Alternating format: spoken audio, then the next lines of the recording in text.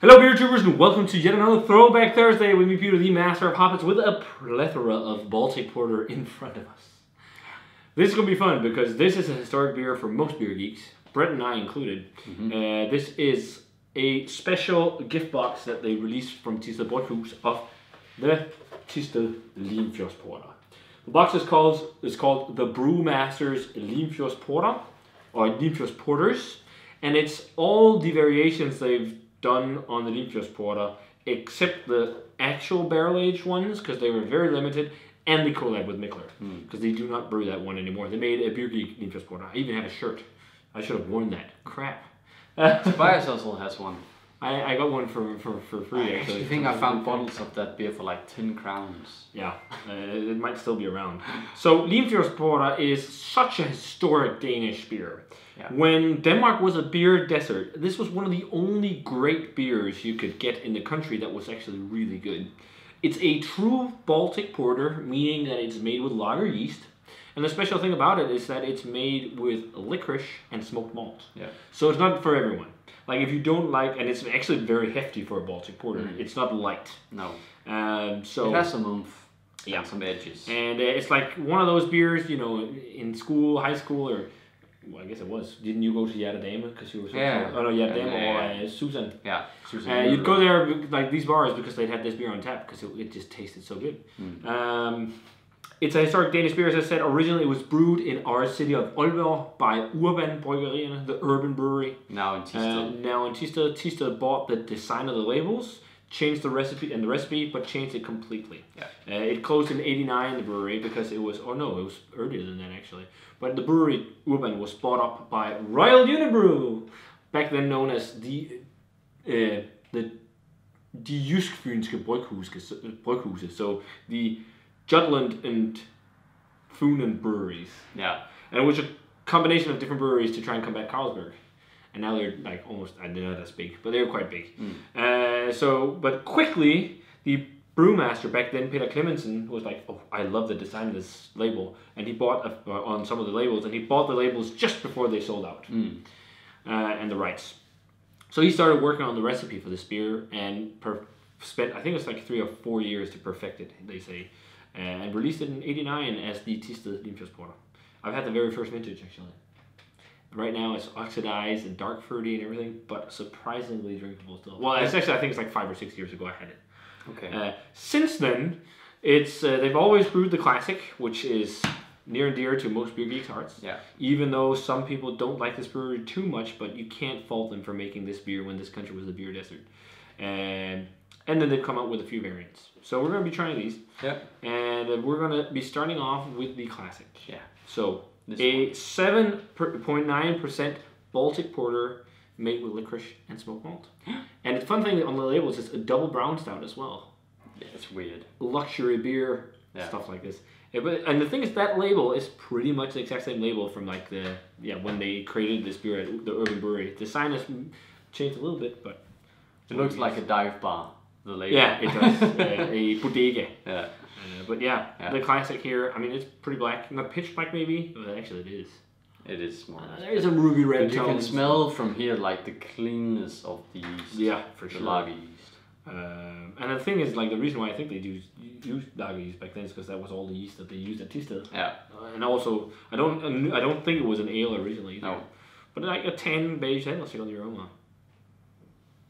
It's always a throwback to smell that beer. It just smells like fucking nostalgia. It smells the same every time. Yeah. It's like smoky and licoricey and roasty and toasty. Yeah. Slightly burnt malt. Burnt malt, a bit of tobacco. Yeah. Yeah. It smells like a bit of caramel. Yeah. Yeah. And then it has that light lager present. Yeah, that clean yeast profile. Yeah. Let's try Limfjordsporter. It's been a long time since I had one.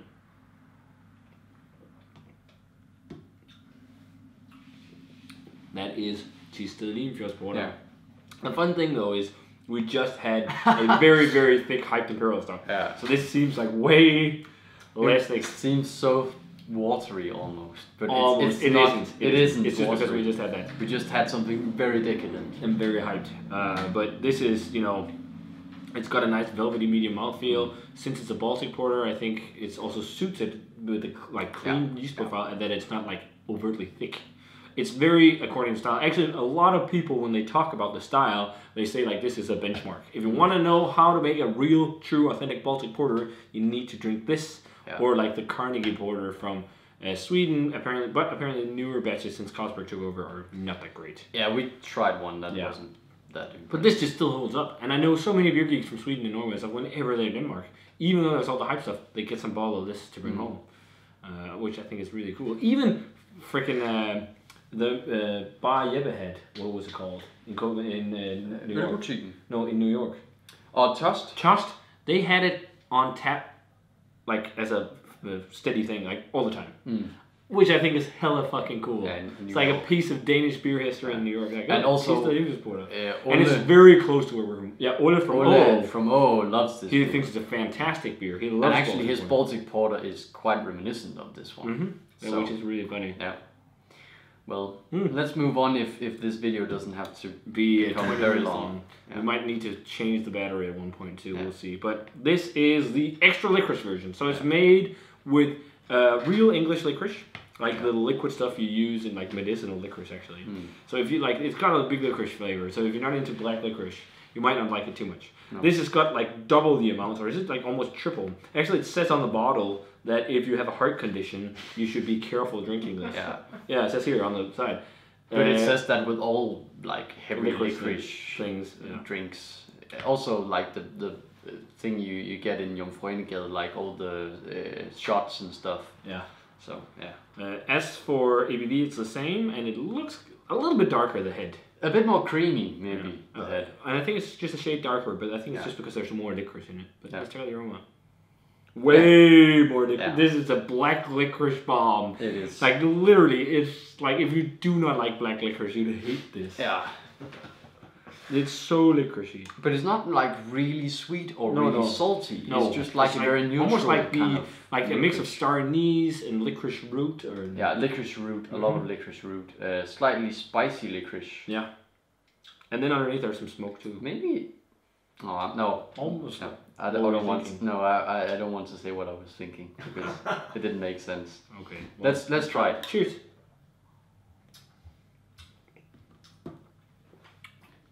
Really licoricey. Yeah. Well, especially on the aftertaste, it comes like.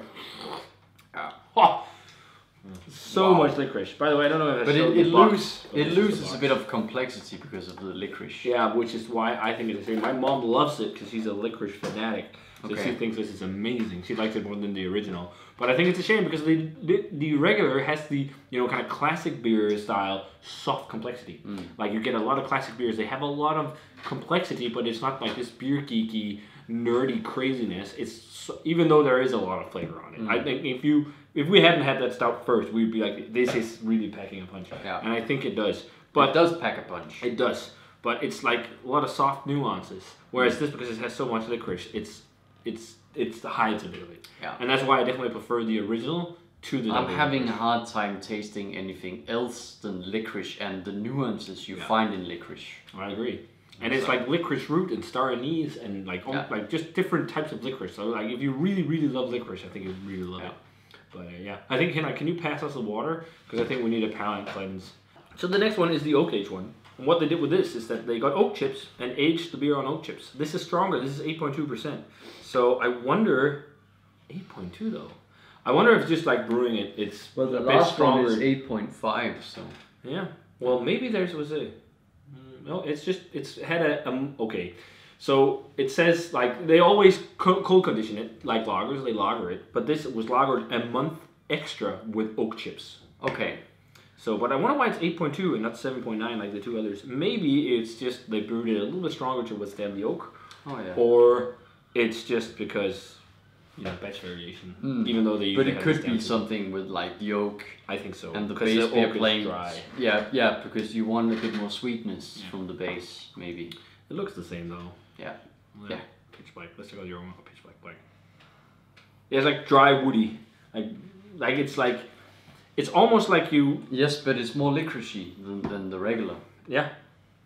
Just going from. I think maybe it's because the oak amplify. Yeah, the oak kind of amplifies the licorice almost. Yeah, because it's not as licoricey, but it's nearing like that feel of it having put in extra licorice. Yeah. It's like a dry oaky woody thing. Yeah. Yeah. Oaky, licoricey, slightly like Basset swine gum. Yeah, a bit more dark fruity. Yeah. The other one is also a bit dark fruity, the regular, but this is a bit more. Let's try it. Cheers. Cheers. It has a bit more oomph, actually. Yeah. Just a little bit more oomph. A bit more smokiness. Like dry, smoky aftertaste. Yeah. I actually didn't expect that. You taste the wood. It is more dry because of the wood. Yeah, it's definitely more oomphy than the original. I just had a sip. It's almost like they did brew a slightly more amplified version. Yeah. And also a bit more sweet. Yeah, it's a bit sweeter. But that's a good thing because it will withstand some of the oak. Yeah.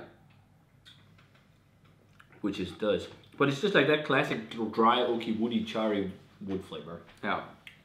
And that's about it. It's a different. Otherwise, it's the same complexities. Also, but maybe as you said, a bit more dark fruit. Also, spiciness. I think it's a bit more dark fruity, but also just a bit more dense and a bit more decadent. And a bit more spicy. Yeah. Or not a bit more, but it's spicy. Like it's spicy, almost like black pepper. Slightly thicker. So, the next one was one that's specially for this box. Brewmester's Limfjordsporter box. You had to get this box to get this beer. Bottle, so I got it for this. And also because I thought it would make a fun Throwback Thursday, because I haven't reviewed this in a long time. The first time I reviewed it, or the only time, back in the day, they had mixed cocktails on the back. One of them is called a Boot, which is a mix of Limfjordsporter, a Pilsner, a lemon soda, and aquavit. And you mix those together, and then you serve it. It tastes horrible. There's also one called Black Velvet where you mix Limfjordsporter with champagne. Yeah. There's and a half and half. Half and a half is nice though, but there's a lot of weird stuff. So this one they say is an extra special one because they use a bit extra beechwood smoked malt, but originally it's from Revsvindinge. Revsvindinge, right? Yeah, I think so. It's not from. Revsvindinge. Yeah, because it's not from what do they call it? Fuglsang. No, I think it's Revsvindinge, right? But Fuglsang is... Because they tried it, they also make part of Revsvindinge, isn't it? No. You're thinking Vestfyn. No, Vestfyn makes Revsvindinge. Yes, but Vestfyn is brewing some of Revsvindinge's beers now, and also Fuglsang, so it's... I don't know, yeah. Well, but let's not get into that. But the fun thing is, they spent a long time looking for what kind of smoked malt to use, and the only thing that worked for them was the one from, I think it was Revsvindinge. Okay. But this one has extra smoked malt, but from Gyrup malt, which is local to Thisted, which is really cool, a malt tree. And they also added a whole barrel of whiskey. So it's not barrel aged. This is how whiskey. Yeah, and that's the shame about it. I would love to see like more woody type character, but I guess this is cheaper because you don't have to age it. So what they do with all their beers, that they have like gin and beer, rum and beer, whiskey and beer, which I don't think personally are that great. They just dunk in the spirit. Yeah. And they did the same here, but they use whiskey, which is really expensive and also actually quite good. Yeah. And I guess it's called Barrel 49 because they got Barrel 49 that they put in. Yeah. So if you wanted to try this, it was quite exclusive. It's only in this box and it's 8.5%. I think maybe they made a stronger version just like this, and then you have the alcohol as well from the whiskey that boosted it. Yeah. So yeah. Yeah. Let's try it. Very interesting. It says on the side, it's a very like kreds for porter or whiskey again. I don't know how you translate that.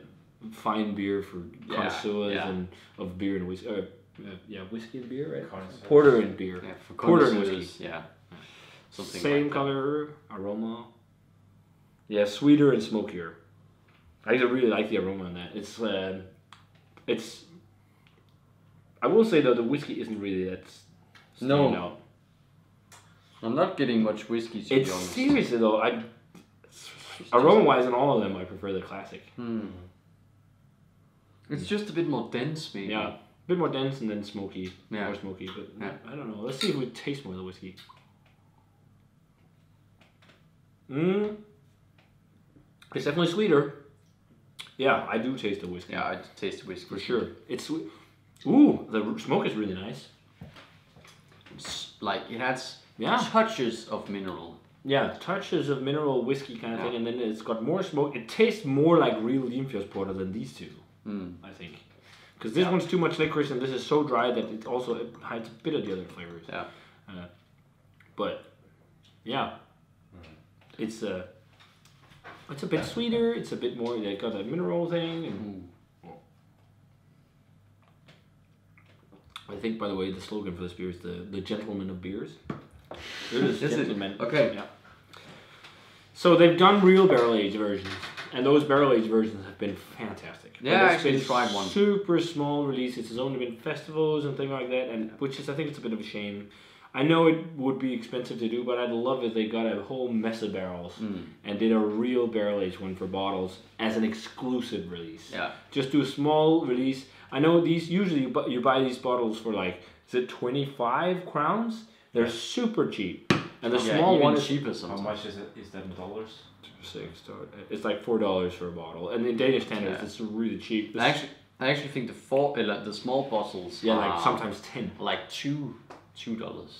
Yeah, $2. 12 crowns, which is really cheap for such a high class Baltic porter. Yeah. But I'd love to see them maybe push it to 50, maybe 60, 70 crowns. I think they could do it. And because I think most geeks would appreciate a Limfjordsporter like they've done on barrels that's been actually barrel aged. I think a lot of people would try it if it was really barrel aged, like and probably if they like release two different variants in like proper 2 whiskey barrels and maybe stouning and something because like they've really been working with Danish producers. Yeah, so use some of those. Yeah.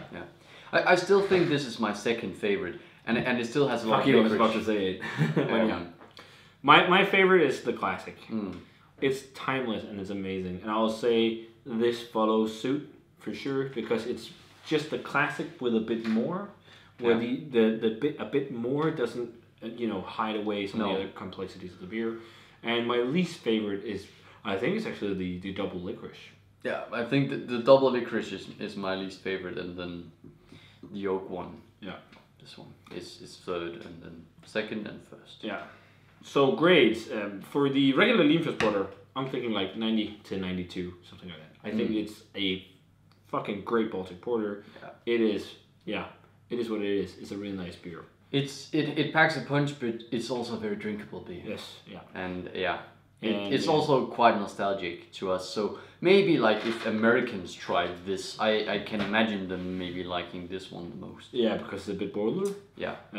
But we grew up on this stuff. Yeah. Pretty much. Yeah. It's scary to say. This was the first beer that you would, the special beer that you would try. For most beer geeks, this is like one of the first beers they tried that wasn't a macro lager, and they're like, "Whoa, this is so crazy intense." Yeah. People in high school talking about it tasting like cigarettes and ashtrays, because of the smoke. Yeah. And throwing up after having 1 pint. Yeah. That's nostalgia. This would be a dare, right? This would be something that you would dare your buddies to try. Yeah. I still want to have a game of what's it called? Not ping pong. Beer pong. Beer pong in Limfjordsporter. Oh, that'd be crazy. It's something I really want to do. Have you tried the bar where you can become a dark knight? Where you get 10 pints of Limfjordsporter. You'd be so not just a night, but a dark night. Yeah. Because you drink 10 pints of Limfjordsporter. Well, I'm going 91, 89, 86, 84. Okay, I was thinking 91, 92, probably 91 as well, and I was also thinking 89, and this like 85? No, 86, 87? And this 85, because I still think it's rather enjoyable. But I'm surprised by how decent this actually is. Yeah, it's pretty decent. For they just pouring in whiskey and using extra whiskey malt. Yeah. Or smoke malt. Yeah. But a thicker base with some barrel aging would be... Yeah, would be fun. But they also should be careful, because it's a very iconic beer, and I think a lot of people would be like, it doesn't taste like classic Limfjordsporter if they tried it. Because this has a cult following in this country. These don't really either. So. No. But especially not this one. Yeah. But this has a cult following here, so you have to be careful what you do with it. But Very nice stuff. So yeah. If you're in Denmark, you might see this around. You can still get it in quite a few places like supermarkets and stuff. So if you want to try the Brewmesterens Limfjordsporter's box, I think you should share it with some friends because it's a fun way to just compare some different variants. And I think most people will come to the conclusion that they enjoy the classic the most because it is just a great. I think this one or this one. Yeah. Like. Depending on what you prefer. Yeah. So historic local beer that's been brewed in our city, moved production a bit further north, and just, an iconic Danish beer. So, awesome. Hope you guys can get to try it. I know some of it is actually exported to the States. Yeah. And Mikkeller webshops sometimes have the regular one, which is fucking great. I love that. So, if you guys have a chance to try this box or just any of these variants, let us know what you thought of them. And as always, remember to comment, subscribe, check out the Facebook fan page and Twitter and Instagram. Give this video a thumbs up if you enjoyed it. Cheers to the original. Yes, and see you guys in another Throwback Thursday.